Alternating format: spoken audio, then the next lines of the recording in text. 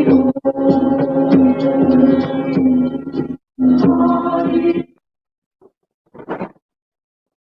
were studying the 7th chapter of the Gita, where Sri Krishna speaks about two aspects of nature. Nature means whatever exists in the universe, everything. That is what is understood as nature. In that nature, there are two dimensions. One is the sensory data dimension. The other is what lies above the sensory level. This is a profound truth upheld in Vedanta, and Vedanta calls it the philosophy of total reality. No reality is eliminated, neglected, everything is accepted. These two are essential to complete the totality of reality. Asamshayam samagram mam. Samagram means totality, all. That is being explained by Krishna by saying, my first prakriti is the world revealed by the five senses. Bhumirapo nalo vayu khammano buddhirevacha ahankara itiyam me vinna prakriti ashtatha. Eightfold. This prakriti, which you feel, which you see, which you handle, which is the subject of study in positivistic sciences, that is one. And the next sloka said, apareyam. This is my apara prakriti. Apara means secondary, ordinary. Para means higher, primary. This is my ordinary prakriti. Know my higher prakriti, para prakriti. What is that? Jiva bhutam, of the nature of life and intelligence. Mahabaho yedam bhajate jagat. Where consciousness comes in, what is the speciality of life? Consciousness. What is the speciality of intelligence? Consciousness. This is unconscious nature. What you call in Sanskrit achit. This is chit, consciousness. That second thing is my higher nature, because that sustains everything in this universe. Apareyam vitasvanyam prakritim vidhi me param jiva bhutam mahabaho yedam dhajate jagat, by which everything in the universe is sustained by that principle of consciousness, which is the totality of all experience, of all existence. That is the highest reality. Brahman is of the nature of pure intelligence, pure consciousness.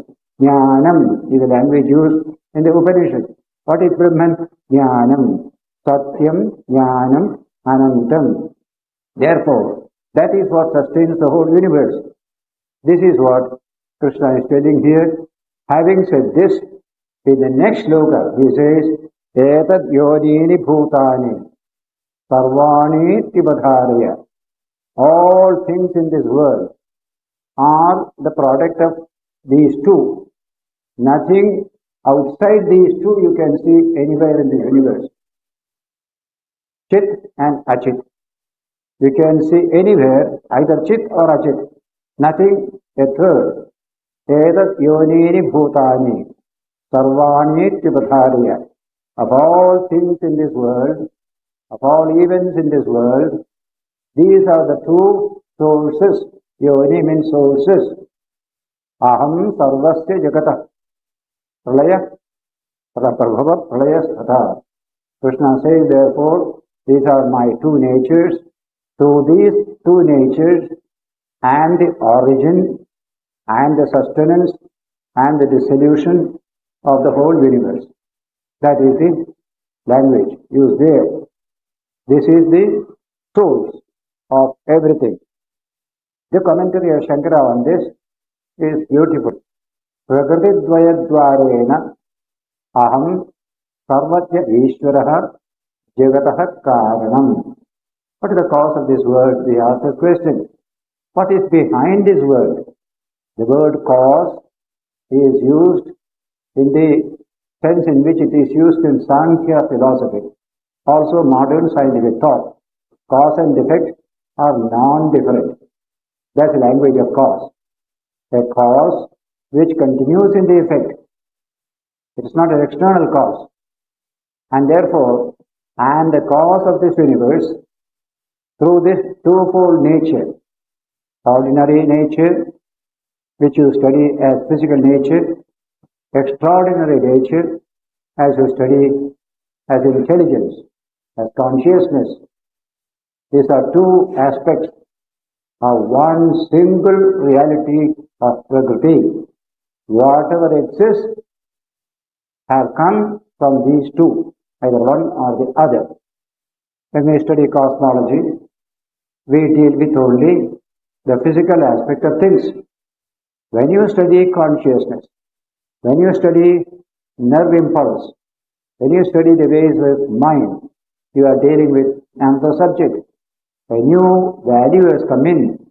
Intelligence, consciousness has come in. You have to explain what exactly is the source of this consciousness that you find here. It is a tremendous datum which evolution has thrown up here. Vivekananda said in his lecture in England about 80 years ago that a little worm is sitting on a railway track. From a long distance, the train is coming. There is a vibration on the railway track. That little worm has the intelligence to protect itself, so it quietly moves aside. That little worm, that little action, behind it is this tremendous datum called consciousness. Goal-directed action can come only through consciousness. And therefore, this language Krishna uses here, this second datum, consciousness, is what is fundamental, sustaining the whole universe. So Shankara comments upon it. God in Vedanta is that reality which is the cause of this universe through its double nature, apara and para. These two aspects of the divine constitute the cause of this universe. That cause is in the effect itself, functioning through the effect itself. That's why in the Upanishad they often mention the Lord projected this world and entered into it and remained there. Like a spider that weaves its web out of itself and lives in that web. So the Lord projected this universe. The word is not creation. Projected is this universe. Srishti means projection. Therefore, He projected this universe and lived in it as a self, as you and I, as consciousness, etc. In a cosmological sense, you cannot discover Him there. He is deep within, and the whole thing is what we call Achit. Though according to Vedanta, even in Achit, Chit is there. Everything is Chit, but not palpable, not experienceable. Only when the Achit develops into the living self, then consciousness begins to appear. Before that, you can't trace consciousness in anything in the universe. In the far distant galaxies, you can't trace consciousness. There's a tremendous value thrown up in evolution. And I spoke last Sunday that this evolution is only evolution of structure. There is no evolution in consciousness. Consciousness is one and non-dual. Evolution is in structure. By structural evolution, consciousness manifests more and more. Just like an opaque substance doesn't manifest light. When it becomes transparent and translucent, it manifests more and more. Light itself is there, but this particular object cannot manifest this light. So in a Vedantic language we say evolution of structure, manifestation of what is ever present within it as consciousness. That is the nature of evolution according to Vedanta. This was not accepted by modern science till recent decades. Absolutely materialistic in outlook. Only matter is there. Dull, dead matter. We can explain everything through that dull, dead matter. That was the rigid materialism of the 19th century carried over to 20th century by many scientists even today. But fortunately, scientists have turned over to this understanding that this dull, dead matter cannot explain all aspects of experience in this world. You must posit something else. That something else is exactly what Krishna says here. Apareyam. Listen to me.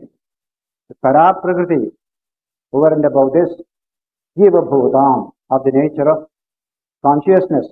So that little cell exhibits a new dimension of reality. That Paraprakriti, in a very elementary form, you can find it manifested there. It was there earlier, but it was not tangible, manifested. But when evolution rises to the living cell, then it finds manifestation. That's why they define a cell as matter developing the capacity to duplicate itself. Matter duplicating itself is called the living cell. So there you find a new datum appearing. That datum is what Krishna refers to here as Paraprakriti, of the nature of intelligence, Jiva Bhutam. Our scientists today, devoted to materialism, will say they can explain all this consciousness, all this behavior of the self, behavior of a human being, behavior of Shakespeare, behavior of even great spiritual teachers, all in terms of that, what you call dull, dead matter. That's called very rigid type of materialism. Reductionism, as they call it. Whatever great thoughts you have, you can explain it in terms of the genetic constitution, the chemistry and physics of the body that is there. That is the extreme reductionist view of several scientists in India as well as abroad. But the hopeful sign is a number of great scientists are breaking away from this reductionist attitude, truly recognizing a second principle apart from the dull, dead principle. That second principle, which Krishna refers to as Jiva Bhutam, the presence of consciousness, intelligence. You can't do without it to explain in this world. It will be highly reductionist and therefore unscientific in every sense of the term. That is where today's rigid materialism is getting what you call a break by the new developments in scientific theory.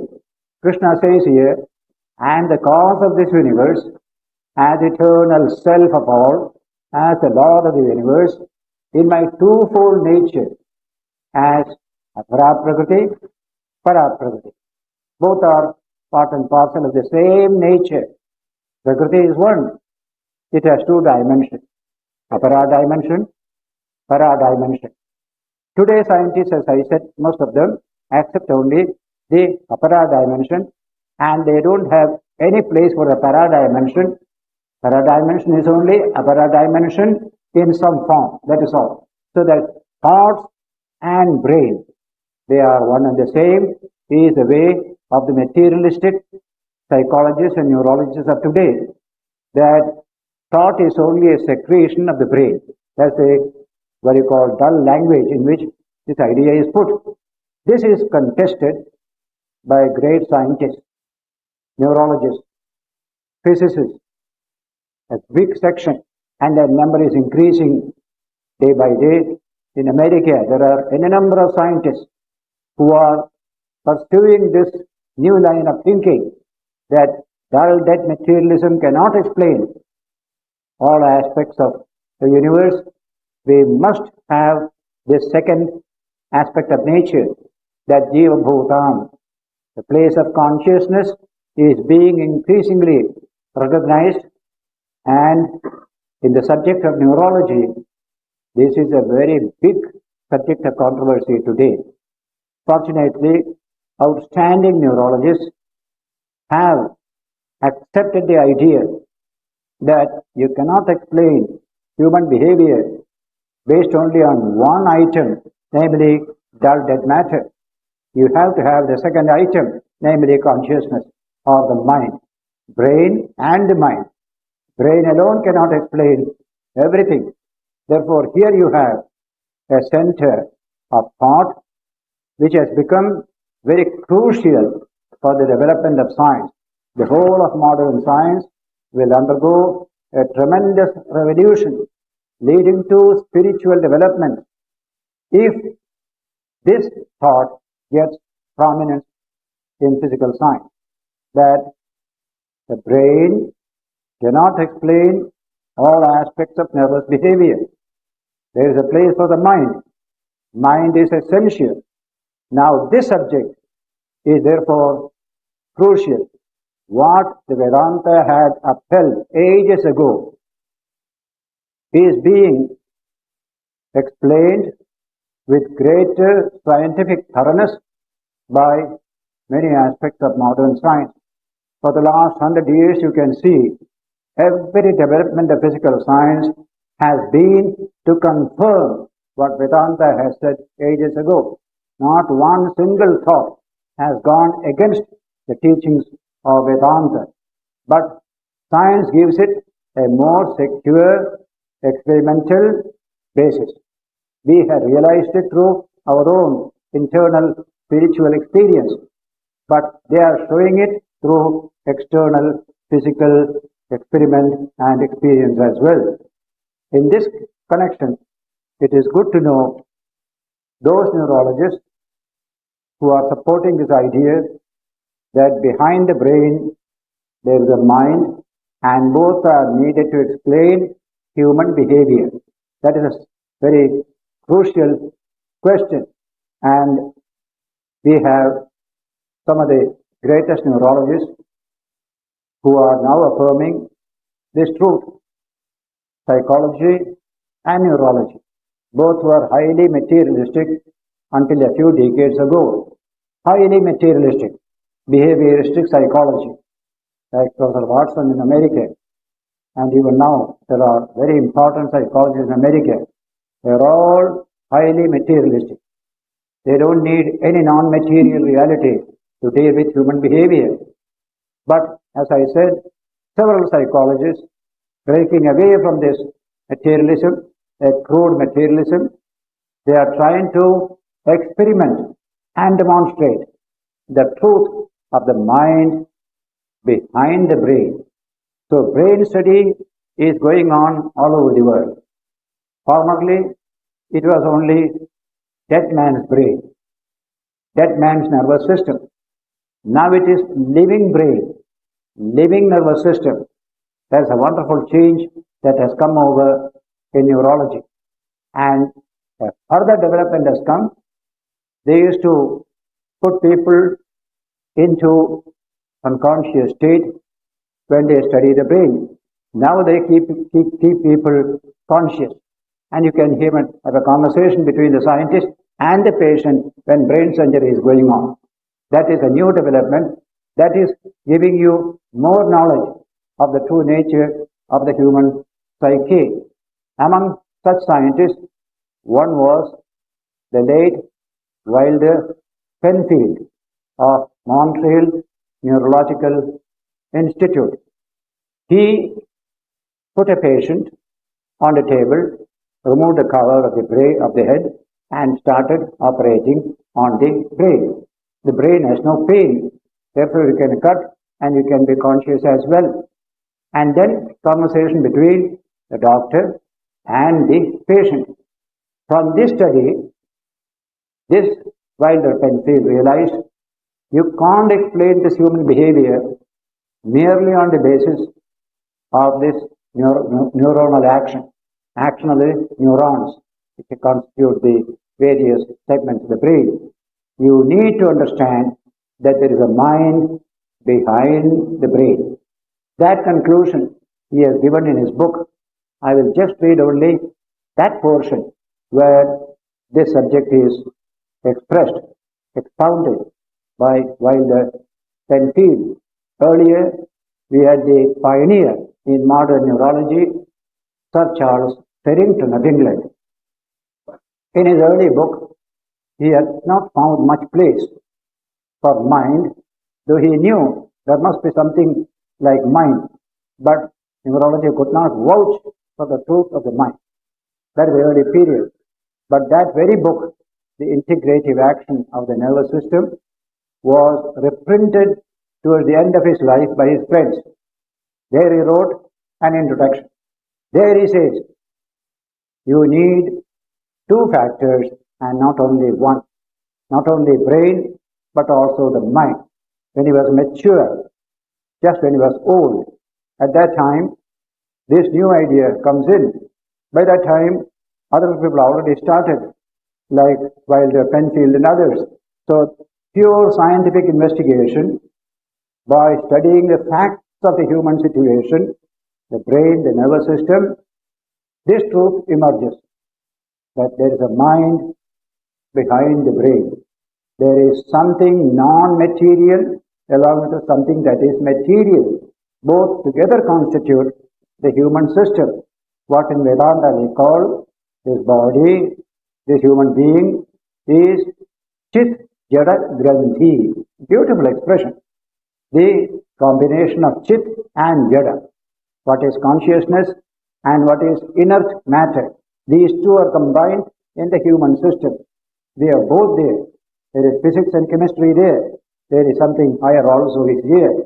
That's Vedantic way of putting Chit Jada Granthi.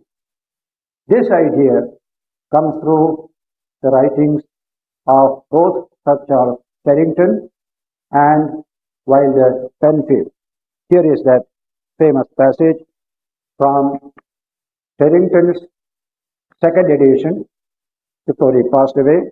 Normally, early period, there were even Wilder Penfield himself said, I started as a materialist. That's all what we can handle.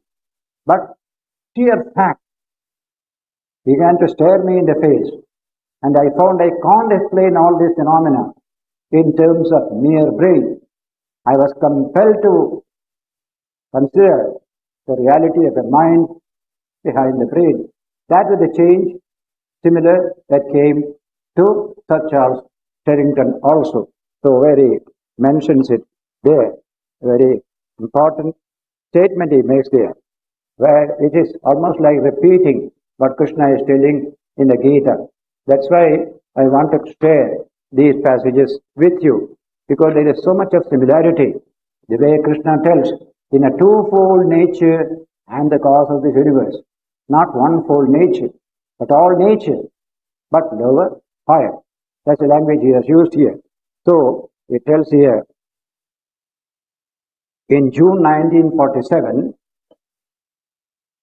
Sir Charles Farrington wrote a foreword to his book, The Integrative Action of the Nervous System, which was then being republished in his honor by the Physiological Society. The last paragraph of his foreword expresses his conclusion of it all. Here is a passage. That our being should consist of two fundamental elements offers, I suppose, no greater inherent improbability than that it should rest on one only. There is a paraprakriti, there is also paraprakriti. It is not improbable at all. That is how Farrington writes. But when you come to this great neurologist, Wilder Penfield, he summarizes all his discoveries during his long years of neurological surgery, etc., in this particular book. That book is called, he mentions here, the mystery of mind, a critical study of consciousness and the human brain, relation between the two. There, last para, I'm only reading just two paras from there. This is from, I had quoted this in my lecture on neurology and what lies beyond for inaugurating the All India Neurological Conference in Hyderabad last year. Small book is available in the bookshop, a few copies, about 100 to 200 copies of a very cheap edition, 2 rupees, the other is 5 rupees, better edition. Both are available just now, several copies there. But very important for us to know. Here he says, for my own part, after years of striving to explain the mind on the basis of brain action alone, I have come to the conclusion that it is simpler and far easier to be logical if one adopts the hypothesis that our being does consist of two fundamental elements. If that is true, it could still be true that energy required comes to the mind during our waking hours through the highest brain mechanism. Our nervous system and the brain, they supply energy even for our consciousness. So far the waking state is concerned, that is not eliminated by this new discovery, because it seems to me certain that it will always be quite impossible to explain the mind on the basis of neuronal action within the brain. All the various neurons in the brain, their action, that can explain consciousness according to materialistic neurologists. He says, no, this cannot be done. Yes. And because it seems to me that the mind develops and matures independently throughout an individual's life as though it were a continuing element, and because a computer, which the brain is, must be programmed and operated by an agency capable of independent understanding, I am forced to choose the proposition that our being is to be explained on the basis of two fundamental elements. This, to my mind, offers the greatest likelihood of leading us to the final understanding toward which so many stalwart scientists are striving. What a wonderful way of putting it. Many scientists are striving to know what is the truth about this. Unless your mind is free to accept new facts and modify your old theories in terms of the new facts, that's called science. There is a theory, there is a contrary fact. One single contrary fact can break a theory. That is what has happened to mechanical physics of the Newtonian period in modern nuclear physics. Nuclear physics has overturned many of the conclusions of mechanistic physics. Similarly, in neurology, we have certain old theories. We want to stick to the theory and twist the facts to suit the theory. That's not science. A fact is the greatest thing you have to respect. Theory must be altered in terms of the facts. That's what these scientists are doing. And when they do so, they just repeat what Krishna said in the Gita ages ago. Apareyam itastvanyam prakritim vidhi me param eva bhutam mahabaho yayedam dharite jagat. What a beautiful idea. Shankara's commentary, therefore, prakriti dvayadvarena aham sarvajna ishvaraha jagataha karana. That primordial reality from which the universe came, that primordial reality has two dimensions of nature. One is apara nature, the other is para nature. Therefore, in evolution, these two aspects began to appear. The para nature came much later in manifestation. When the living cell appeared, para nature began to appear. Until then, it was completely submerged in our dead matter, in apara prakriti. The whole evolution is this kind of liberation of para prakriti involved in apara prakriti. We are liberating it step by step.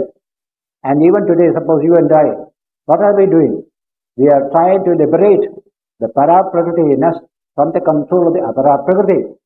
This dull, dead material body-mind complex, this we want to release its grip on our consciousness to make it free. That is mukti. That is liberation. That is how consciousness caught up in a piece of matter. That consciousness wants to come out, to manifest. The whole story of evolution is this struggle of consciousness to return back to its home state and discover the whole world is nothing but an ocean of consciousness. There is nothing but consciousness in this world. Everything is Brahman, of the nature of pure consciousness. One English word we use, namely experience. In Sanskrit we call it anubhava. Now, when you study cosmology, you do not find this factor called anubhava or experience throughout cosmic history. The sun has no experience. So also the stellar system. None of these has experience. But when evolution comes to that level of the living cell, this new datum comes into view. Experience. The cell has experience. Wherever there is a subject and there is an object, the subject knowing the object, what makes for experience. That experience was not there throughout evolution, cosmic evolution. That is the most important thing. From the living cell onwards, experience becomes a profound datum of the cosmos. And that datum becomes clarified as evolution advances. Subject, object. Much of the subject is caught up in the object itself. And we at the human level, trying to separate the subject from the object. It is time mixed up in our system. As I said, we are chit, jada, granthi.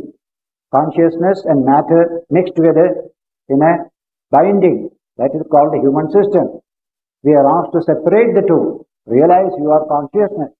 That's why that great Upanishad dictum, Chandogya Upanishad, says, Tattvamasi, Tattvamasi. You are not this lump of matter. You are that infinite consciousness caught up in this matter. You are that. You are that. Tattvamasi, Tattvamasi.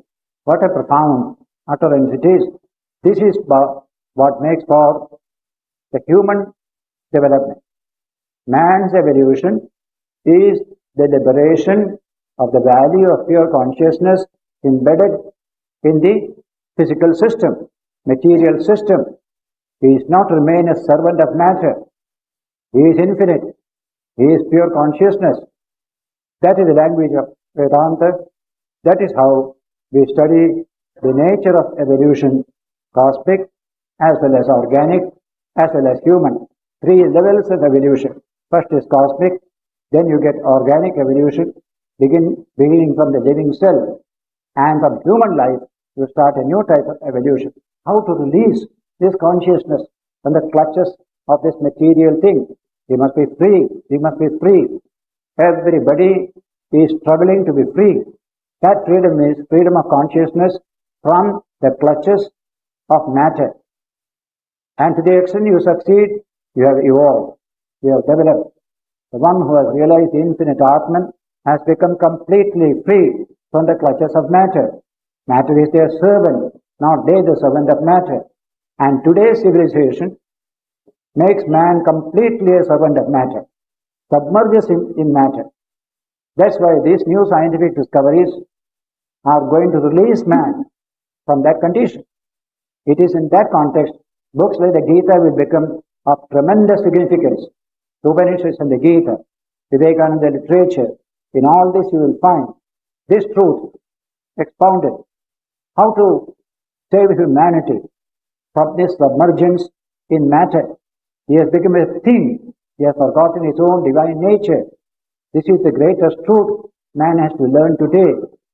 That's what Swamiji did when he went to Chicago Parliament, where in that address he quoted this Shvetashvatara Upanishad and said, our sages address all humanity as children of immortal bliss.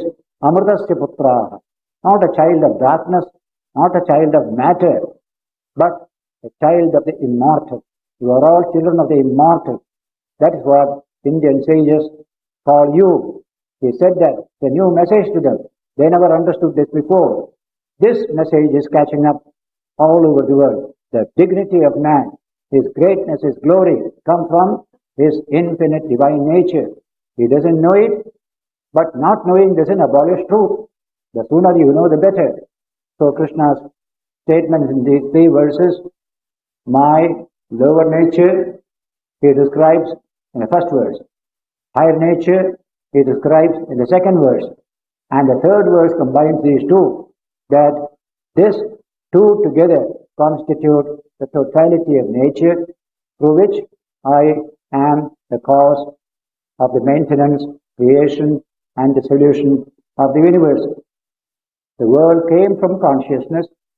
The world is consciousness. The world returns back to consciousness. That is the nature of this universe.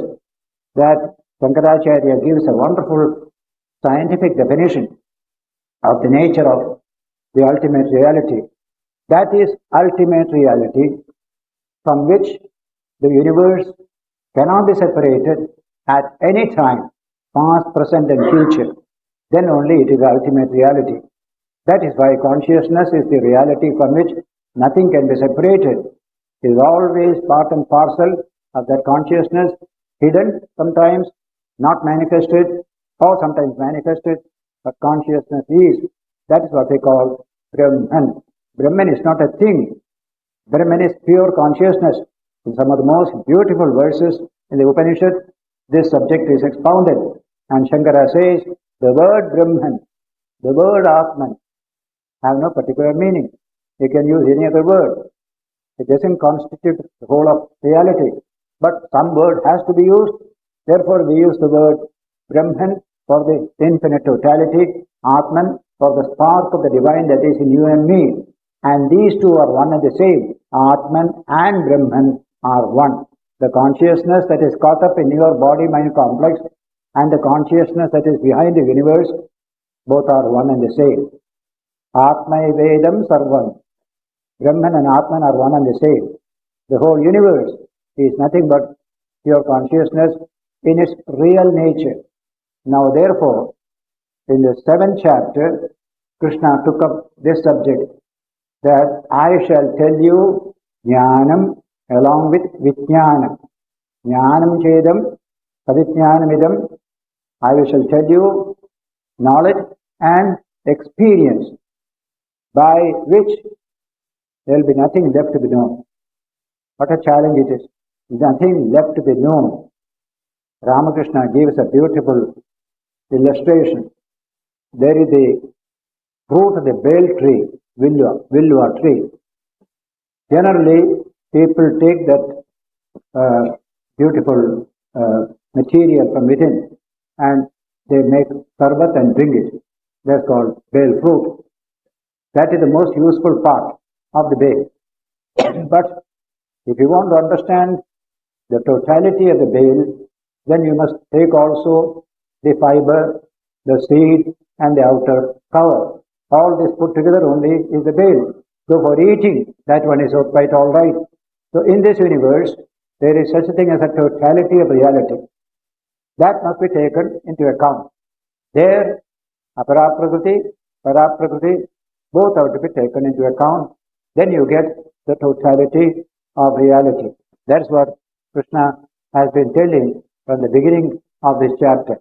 This chapter is important from that point of view. I shall tell you, he says, saying here, Jnanam teham savijnanamidam rakshami asheshataha. Jnana with Vijnana. I am going to tell you the entirety of this reality. And then he said, Yat jnatva neha bhoyonyat jnatavyam avashishyate. By knowing which there will be nothing left to be known. What a challenging statement it is. In fact, the word Brahmavidya is explained in the Mundaka Upanishad as Sarva Vidya Pratishtha. The basis of every science, basis of every knowledge is Brahmavidya. Brahman standing for totality. Brihatvat, Brahmanatvat, Brahma Uchyate. Even the etymology of the word is that expands and fills everything. That's meaning of Brahman. So that's called the totality. In today's cosmology, you have a background material when the whole universe was compressed in that small material. That is the reality behind this universe. It exploded. And that explosion, first second, or even a fraction of a second, then second like that, there is a study of what happened in that explosion. In that explosion, slowly, universe began to evolve. In the beginning, it was a singularity, as they call it in today's language. Only one, no difference of atom, molecule, or electron, nothing was there. Everything was simple energy. Then slowly, diversification came from unity to variety, to diversity. Vedanta says all evolution is a transition from uniformity or unity to diversity. It is put in a very simple language. Suppose that background material could speak. What will it say? Ekoham bahusyam. I am one, let me be many. That's what Upanishad said. If that background material could express its own intention, I am one, let me be many. The one becoming the many.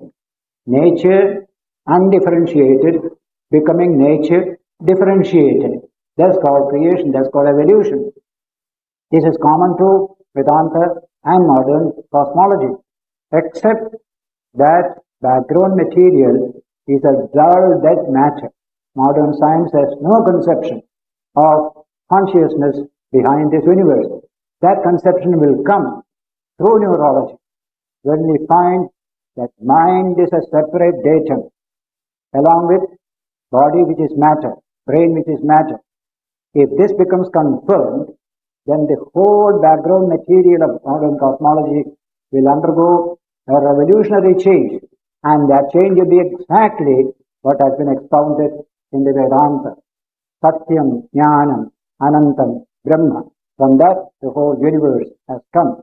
So we say, from God we came, in God we live, unto God we return. Using the word God in the Vedantic sense, not as an extra cosmic God of any monotheistic religion. That is the language used in Vedanta, Janmadhyasya Yataha, that Brahma Sutra, from which reality is the origin, the sustenance, and the dissolution of the whole universe. That is Brahman. That is the reality we are devoted to. That is the principle of religion. That's also a principle we study in physical science. There is no conflict between the two. Because of this unity behind this diversity, there is no conflict between science and religion in India. It should be the same in the West also. When they realized that that background material was a principle of consciousness, which becomes concretized as the concrete universe. The beginning is nothing but simple energy. Then it becomes concretized into matter, molecular structures, etc. There is plenty of scope for this kind of change in modern cosmology when this new truth becomes available to investigating neurology, that we can't explain the human system based only on one factor. We do need the second factor. And once you accept the second factor, the whole cosmology changes thereby, because this factor must be there in the original background material as well. What is not in the cause cannot come in the effect. See the truth. Whatever you see in the effect was in the cause. Nothing cannot come from nothing. Something can come only from something. That is the truth, nature of cause and effect relation. Vedanta upheld it ages ago. Sankhya has upheld it here. Modern science upholds it now. Cause and effect relation. Cause itself is the effect. Whatever appears in the effect is there in the cause. If there is not anything in the cause, that cannot appear in the effect at all. So this is the nature of our thinking, that is invading physical science today. So ultimately, when the ultimate reality develops this consciousness principle, then the whole of nature appears in a new light. The concept of God and the divine appears in a new light. After all, what regulates this universe? That background material. Even the tiny movements here of the body regulated by the energy that was in that cosmic background material. If that is so, it becomes God. But as it is, we cannot call it God. It is dull, dead matter. The whole thing will be transformed when these truths, which neurology is trying to discover and expound, become generally accepted. There will be a tremendous revolution in modern scientific thought. So let me repeat a sentence which Vivekananda uttered in the Chicago Parliament. Welcoming these tremendous advances in modern science, Swamiji said, the Hindu is only too glad that the truths he has been holding to his bosom for all these thousands of years are being taught in clearer language and greater logic by modern science. That's the language he has used there. We have discovered it through our own spiritual experiences. They are discovering through real investigation from the external side. From the known to the unknown, they are coming, but reaching the same point. That is what is happening today, Vedanta versus modern science. It will take some more time. Lot of prejudice is there. Just like in religion, there is a control of dogma on the human mind. Science also, there is a control of dogma. Materialism is a dogma. Aldous, what you call, the famous Huxley, who was collaborator of Darwin, he referred to materialism as a very foolish idea in science. It is an intruder into science, he said, in the last century. Many other scientists are saying the same thing. So this crude materialism is eliminated. Some new developments will come. Religion will become a tremendous discipline for human development and human consummation. That is what Vedanta expected ages ago. So, one simple truth Krishna has said here, there is nothing supernatural in the whole thought of Vedanta. Everything is natural, but natural from two dimensions, apara and para. And that is one of the important points for physical science. Physical science cannot tolerate anything supernatural. Everything must be natural, and we accept it. Vedanta has nothing supernatural. Everything is nature, but nature understood in its full connotation. Paravidya, aparavidya. Paraprakriti, aparaprakriti. If you accept both, then there is absolutely no problem so far as explaining the events of the universe is concerned. That is the importance of these three verses in the 7th chapter of the Bhagavad Gita. Similar things will come later in the 13th chapter also. And in the Upanishads, we have plenty of such passages. In Shankara's commentary on the Brahma Sutras, he begins with the statement referred to earlier, that we are a combination of Chit and Achit. Chit, Jada, Granthi. Everything mixed up in our system. Consciousness and dull dead matter are mixed up in our system. We have to separate them. We have to have discrimination between one and the other. Shankara's commentary begins with this very sentence. Satyanrate Mithunekritya Sarvo Ayam Loka Vivahara. All Loka Vivahara is based upon a mix-up of Satya and Anrita, shadow and light, truth and untruth. All got mixed up here. The power of discrimination to separate this is needed. As Ramakrishna said, if you put sand and sugar together, the ant will come, take only sugar and separate the sand. The ant has the power of discrimination. We don't have that much discrimination. We need that discrimination today. So in the first sentence itself, Shankara refers to this natural state of the human mind. We mix up consciousness and dull dead matter. We have to separate them and realize our own true nature as that pure consciousness. We are Nitya, Shuddha, Buddha, Mukta Svabhava, Paramatman. We are that pure and enlightened and free Atman. That is our true nature. So commentary begins with the statement and need for investigation. Because it is mixed up, there is need for investigation. Investigation is essential. The word is Jitnyasa, Brahma Jitnyasa. Investigation into the nature of Brahman. Why Jitnyasa? Because everything is mixed up. You need to investigate, question, inquire. So in all departments of life, there is need for investigation. There is so much of mix-up of things in the world. So what is science? Investigation. If what is given is taken by science, you will get only common sense. Science investigates, discriminates, and then say, this is the truth, etc. So this is the meaning of this wonderful early verses of the 7th chapter. Apara Prakriti, constituting the supreme reality of the universe. With that we can explain everything. That is how Krishna expounds this great subject. Etat yonini bhutani, sarvani, all beings in the world, physical, non-physical, etc. Everything, from the stellar, explosions going on in the sky, with various transformations going on in the human system, every one of them is the combination of these two. Etat yonini bhutani, sarvani tribadharaya, aham krishnasya jagata, prabhava pralayasthatha. I am the origin, sustenance, the solution of the whole universe.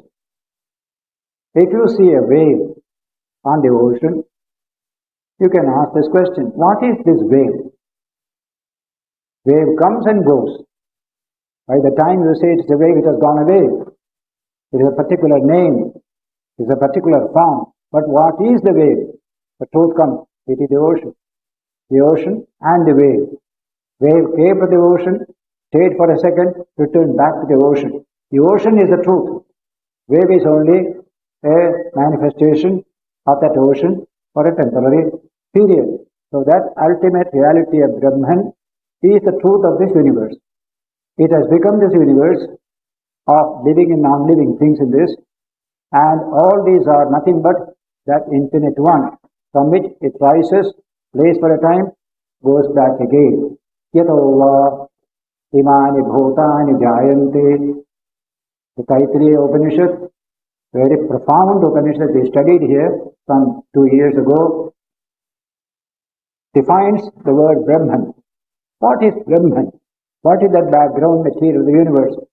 Yato va imani bhutani jayante, from which these various beings and entities are born. Yena jatani jivanti, by which they still live. Yat prayanti abhisamvishanti, and when they cease to exist, they go back again to that same reality. That is Brahman. Try to realize that truth.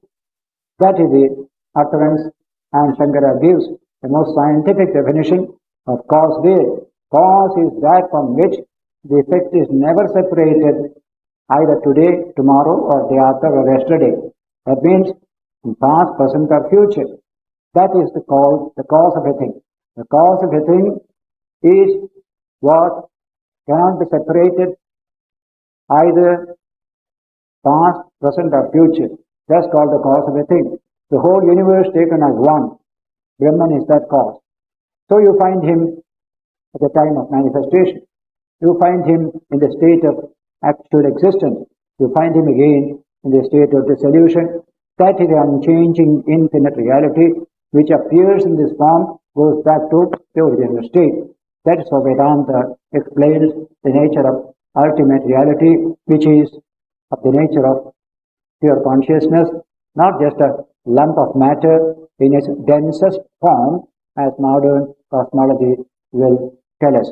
So here is a beautiful idea. When you study Vedanta from this point of view, any subject which is studied by rational investigation, which is subject to questioning, which is subject to any amount of inquiry, that study has a scientific status. As soon as you put forth an idea, and when you question, they don't question, everything will go away. There is no science there. Where you can question, where you can investigate, where you can doubt, there you have science. That's the language of science. No dogma can stand questioning. Dogma is good for one's own belief. Keep it, don't question. That's the idea. Vivekananda, in a humorous saying, says, some missionary went to Africa and addressed the Africans there last century. God created Adam out of mud and put him on a fence to dry, he said. And one poor African asked, who created the fence, Lord? Oh, don't question. My theology will break down if you push such question. That's called dogma. Whereas these are things which shine. The more you question, the more they shine. Just like gold, put in fire, shines better and better. That is the closest approximation of scientific truth and Vedantic truth. Both are science. The only difference is you have got mathematics as essentially an ingredient of physics and chemistry. But in this science, mathematics has no place. What you call quantity, we are dealing with the quality. The higher you go in evolution, the less becomes the place of mathematics. In any society, in any kind of study, quantitative measurement can be done only in very gross physical levels. At higher levels, quantity gives place to quality. And human level, quality is supreme. Quantity has a place, but quality is supreme. Now, this is the conclusion of 20th century biology. There's a lot of advancement in biology. At Chicago University, when they celebrated Darwin centenary in 1959, they had a 7-day seminar on events and issues in evolution, 100 years of evolution. There, speakers like Sir Julian Huxley, all of them spoke that up to the human level, quantity was a criterion of evolution, but on the human level, it is all quality, quality, quality. Quality enthroned over quantity. Mind enthroned over matter. These are the words he has used.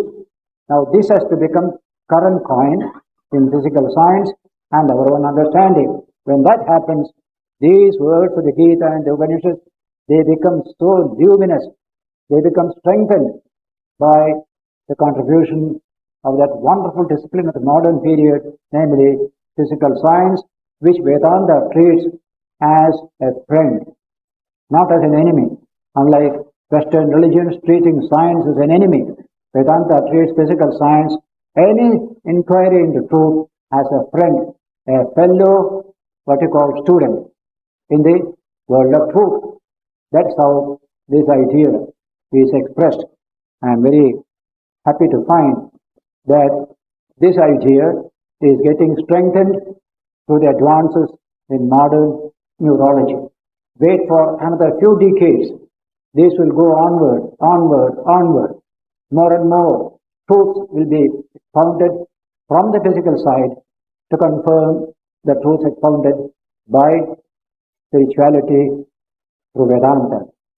Some years ago, a public meeting in Chicago, I was asked to address along with the distinguished scientist and astrophysicist, namely Dr. Chandrasekhar.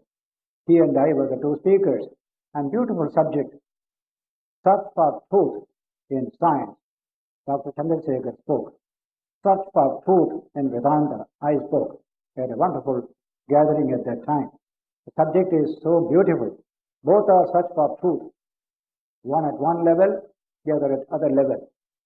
Dr. Chandrasekhar told frankly, I don't know anything about. I know only my physics and my cosmology and nothing else. He was very open that way. Very good. But this subject also, he found it interesting. But I can't put it in my scientific language. My science cannot contain that thing, he said. So here in this connection, I should say what Romarola said in his Life of Vivekananda. Science may or may not accept Vedanta, but Vedanta accepts science. It has got a plenty of place in its thinking for this wonderful discipline called modern science. So, in our simple mathematics in our schools, we say a small circle can be included in a big circle. A small circle cannot contain a big circle. So, what contains all is certainly a tremendous thing. That is what Vedanta is defined in the Mundaka Upanishad. Sab Brahma Vidyam, Sarva Vidya Pratishtha. Vedanta is Sarva Vidya Pratishtha. Brahma Vidya is Sarva Vidya Pratishtha. The basis and support of every science is Vedanta. That will be the development in the next century. Even remaining years of this century, many more things will come. So, the greatness of Sanatana Dharma, based on this profound rational philosophy of Vedanta, will be appreciated by the whole world in course of time. Professor Max Muller, who has a wonderful gift to go into the heart of Vedanta, in a lecture he said, if you complain that how could the ancient Hindus discover these profound truths, whereas we in modern science cannot discover this, I will answer you in one sentence. And that is, you have refined and developed telescope for observing the stars. You are great, therefore, in astronomy and physical science. But a telescope for observing the soul is absolutely dull. They have not done it at all. The Hindu has been a tremendous scientist in that particular field. That is the truth about this particular subject. The West is now anxious to develop that telescope to observe the soul. First step will be neurology, to discover the reality of mind apart from the brain. That will be the big, what you call, breakthrough in traveling towards the total truth which Vedanta declared ages ago. We shall continue the subject next Sunday, and we shall sit for a minute in silence and then disperse.